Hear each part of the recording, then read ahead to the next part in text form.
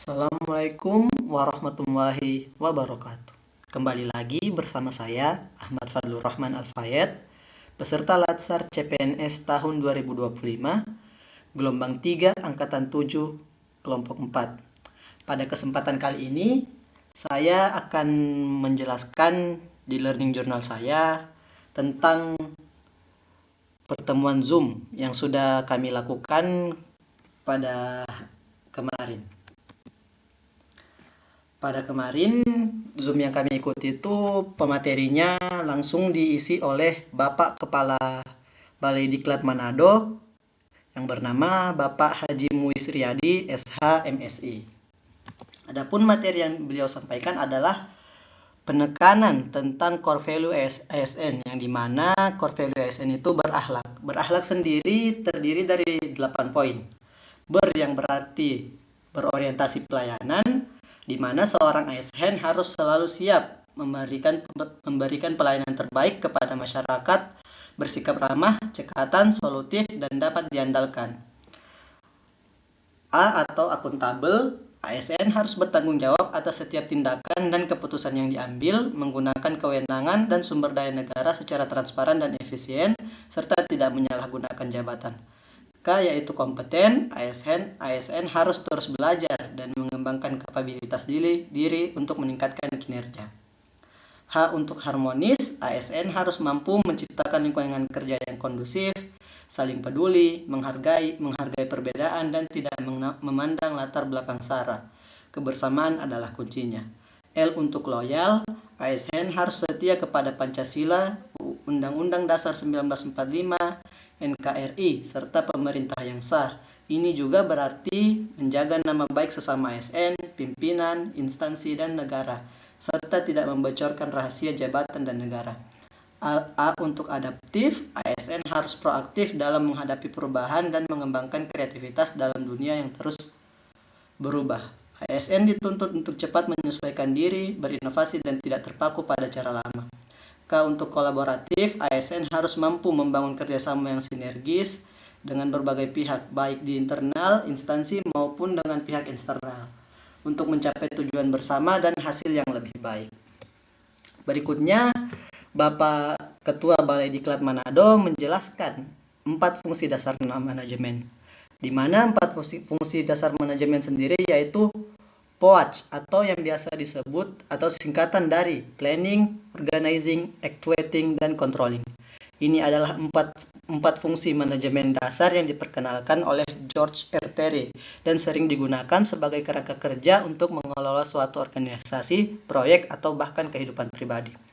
Adapun penjelasannya masing-masing yaitu planning atau perencanaan, tahap awal dalam manajemen yang melibatkan penetapan tujuan, visi dan misi organisasi, serta merumuskan strategi dan rencana tindakan untuk mencapai tujuan tersebut. Organizing atau pengorganisasian, proses pengaturan sumber daya, baik manusia, keuangan, serta fisik, dan aktivitas untuk melaksanakan rencana yang telah dibuat.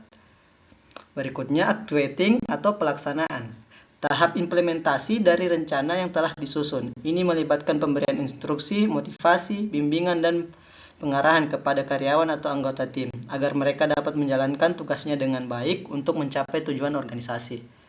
Terakhir yaitu controlling atau pengendalian, proses pemantauan kinerja, membandingkan hasil aktual dengan standar yang telah diterapkan, mengidentifikasi penyimpangan, dan mengambil tindakan korektif jika diperlukan.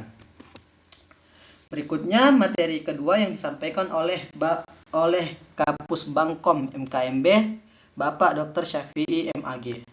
Materi yang beliau sampaikan yaitu muatan teknis substansi sebuah lembaga. Beliau menjelaskan kepada kita yaitu tentang Astacita. Astacita sendiri berarti 8 cita-cita. Ini adalah 8 program yang dikemukakan oleh Presiden serta Wakil Presiden kita yang dimana pertama itu memperkokoh ideologi Pancasila dan hak asasi manusia. Kedua, memantapkan sistem pertahanan keamanan negara dan mendorong kemandirian bangsa melalui swasembada pangan, energi, air, ekonomi kreatif, ekonomi hijau, dan ekonomi biru. Ketiga, meningkatkan lapangan kerja yang berkualitas, mendorong kewirausahaan, mengembangkan industri kreatif, dan melanjutkan pengembangan infrastruktur. Keempat, memperkuat pembangunan sumber daya manusia, sains, teknologi, pendidikan, kesehatan, prestasi, olahraga, kesetaraan gender, serta penguatan peran perempuan, pemuda, dan penyandang disabilitas. 5. Melanjutkan hilirisasi dan industrialisasi untuk meningkatkan nilai tambah di dalam negeri. 6. Membangun dari desa dan dari bawah untuk pemerataan ekonomi dan memberantas kemiskinan. 7. Memperkuat reformasi politik, hukum, dan birokrasi, serta memperkuat pencegahan dan pemberantasan korupsi dan narkoba. 8. Memperkuat penyelarasan kehidupan yang harmonis dengan lingkungan alam dan budaya, serta peningkatan toleransi antar umat beragama untuk mencapai masyarakat yang adil dan makmur.